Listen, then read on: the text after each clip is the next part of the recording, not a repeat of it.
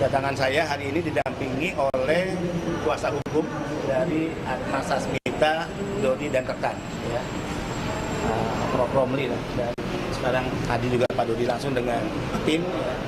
Dan didampingi oleh Sestama, kemudian juga ada beberapa direktur nih, inspektur, kemudian kepala pusat data dan informasi, juga direktur perlindungan, ya, kawasan Eropa Timur Tengah, Pak Dayan Blegur. Karena kapasitas saya diminta untuk memberikan klarifikasi itu sebagai kepala BP2MI.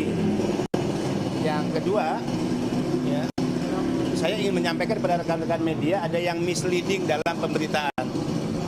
Misleadingnya misalnya, ya, seolah-olah fokus BP2MI itu fokus judi online. Padahal pidato saya dan juga yang disampaikan dalam pertemuan internal atau rapat terbatas di Istana itu adalah tentang pencegahan tindak pidana perdagangan orang. Jadi ketika masuk ke masalah Kamboja, ada hubungannya dengan di mana pekerja kita yang diberangkatkan secara ilegal itu dipekerjakan di, ya, bisnis judi online dan juga scamming online. Ini menjadi fokus dan concern BP2MI. Dan saya selalu katakan, jika sudah bicara sindikat penempatan ilegal, maka ini adalah perang negara dengan sindikat. Perang BP2MI dengan para sindikat yang tidak mungkin kita mengambil langkah mundur. Terkait inisial T yang selama ini juga menjadi pertanyaan banyak pihak rekan-rekan media, karena pemberian klarifikasi sudah dilakukan tadi, maka silahkan nanti tanya ke penyidik, ya.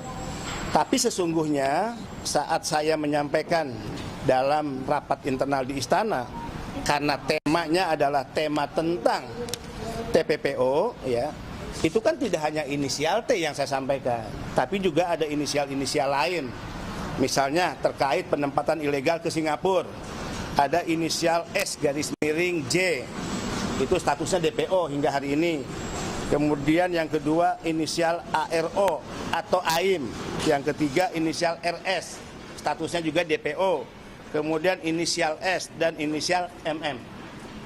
Jadi pembicaraan di hadapan Presiden, saya sebagai kepala badan, sebagai pembantu Presiden tentu harus menyampaikan baik hal-hal yang konteksnya, ya, bersifat paparan, bicara tentang angka dan data, bicara tentang modus operandi, ya, bicara tentang daerah-daerah rekrutmen dan juga sektor pekerjaan.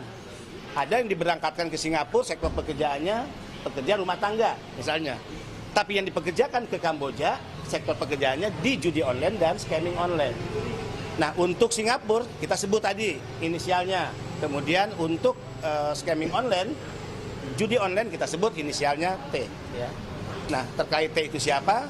Dalam pemberian klarifikasi kita sudah sampaikan tadi keterangannya, ya, dalam pemberian klarifikasi kepada para penyidik Barreskrim Polri.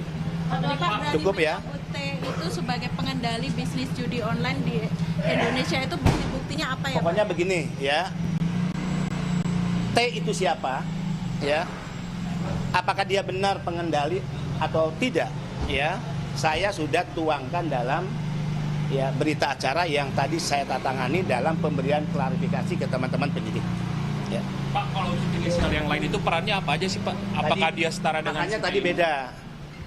Fokus BP2MI itu kan kepada penempatan dan pelindungan. Yang kita perangi adalah sindikat penempatan ilegal. Nah, apa nih relasinya dengan judi online? Sehingga saya katakan agar tidak misleading, kalau isunya hanya bicara judi online, itu bukan tugas BP2MI. BP2MI tidak akan pernah masuk mengurusi masalah itu. Ya, kan kita udah punya Satgas tuh, ya, Satgas judi online. Tapi ketika bicara Kamboja, itu yang saya katakan spesifik. Karena anak-anak bangsa yang ditempatkan ke Kamboja, mereka dipekerjakan di bisnis judi online dan juga scamming online. Sehingga yang saya sampaikan dalam pertemuan internal di Istana itu bersifat informatif. Dengan harapan informasi ini tentu ditindaklanjuti. Contoh, ya, 5 yang saya sebutkan tadi, yang diduga sebagai bandar penempatan ilegal ke Singapura, itu tidak bekerja untuk judi online, bukan. Itu kan ditindaklanjuti oleh Pak Mahfud dalam bentuk Pak Mahfud mengirimkan surat agar nama-nama tersebut tentu menjadi, ya, dasar untuk dilakukan penyelidikan dan seterusnya, tentu oleh penegak hukum, ya. Nah, harapan saya ketika saya menyampaikan informasi tentang inisial T, itu juga tentu yang menjadi harapan saya sebagai Kepala BP2MI dan anak bangsa. Kenapa? Dalam pikiran saya, karena yang ke Kamboja ini dipekerjakan di judi online dan scamming online, harapannya kalau ini bisa dibongkar nih, berhenti, maka otomatis dia akan menghentikan penempatan ilegal. Saudara-saudara tahu nggak berapa banyak anak-anak bangsa yang dikorbankan untuk mereka bekerja di Kamboja secara ilegal? Ini saya beri datanya ya, supaya kita punya perspektif yang sama. Ya. Mohon maaf nih ya.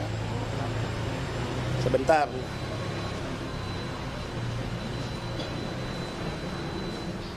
Ya. Mungkin kita lalai dan kita tidak tahu. Orang Indonesia yang sekarang ada di Kamboja itu jumlahnya 89.440 orang. Ya. Itu tercatat loh, ya, tercatat sesuai data izin tinggal ya dari imigrasi Kamboja. Oke, yang kedua, berapa yang lapor diri? Yang lapor diri dari 89.440 itu sebanyak 17.883. Oke, sekarang berapa yang sudah dipulangkan ke Indonesia karena bekerja di judi online, scamming online?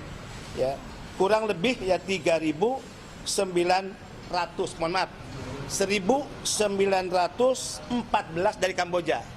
Itu di luar yang dipulangkan dari Filipina, judi online juga. Ya, kemudian dari Vietnam, Thailand, judi online juga. Nah, saya fokus Kamboja nih. Kamboja adalah 1.914. Ini anak-anak muda, anak-anak bangsa yang menjadi korban penempatan ilegal. Standing posisi saya, fokus dan concern BP2MI adalah perang melawan sindikat penempatan ilegal. Jadi jika judi online itu berdiri sendiri, maka tidak menjadi fokus dan tugas kami. Ya, itu bukan tugas BP2MI. Demikian ya. Terima kasih. Bapak kan disebutkan bahwa BP2M ini kan perang terhadap sindikat penempatan. Nah, dalam artian ini kan berkaitan juga dengan T. Dan itu kan informasi pasti sudah dikasih tahu sejak dari dulu gitu Pak, sejak zaman Pak Mahfud, maka sudah mengatur. Nah, kenapa Pak inisial T ini sulit untuk ditangkap atau dibongkar sampai saat ini? Ya, saya tidak pada posisi dan kapasitas menjawab itu ya. Saya sudah memberi keterangan hampir 22 pertanyaan. Ya, dan saya sudah jawab, berita acara sudah tanda tangani terkait inisial T, ya. Maka saya minta dipersilakan untuk ya ditanyakan kepada penyidik dari Baris Krim Polri. Maksud dengan kebal hukum itu yang Bapak ngomong kebal hukum itu maksudnya seperti apa Pak? Gimana Pak? Ini kalau orang yang katakan ya diduga atau apa belum ditangkap ya berarti kebal hukum dong. Kan sederhana kan? Sudah pernah Pak apa? untuk menyelidiki. Itu menjadi tanggung jawab dari pihak kepolisian. Tanggung jawab.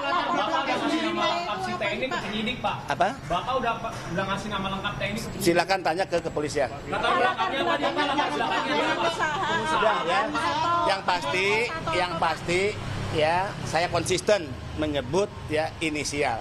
Inisial itu siapa, latar belakangnya apa, maka saya sudah memberikan keterangan kepada kepolisian, penyidik, dan silakan ditanyakan kepada penyidik. Ya. Pak, bagaimana Pak dari BP2MI apakah tidak ada kewenangan lebih Pak terkait dengan proses? Tadi saya katakan kalau isu judi online-nya bukan kewenangan kami.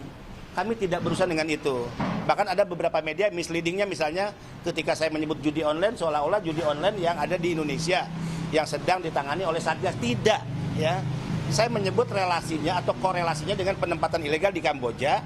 Mereka dipekerjakan di judi online dan scamming online di Kamboja, ya. Oke, ya. Ada bukti-bukti Pak. Thank you. Iya Pak. Tanya ke penyidik, ya. Tanya ke penyidik. Makasih banyak.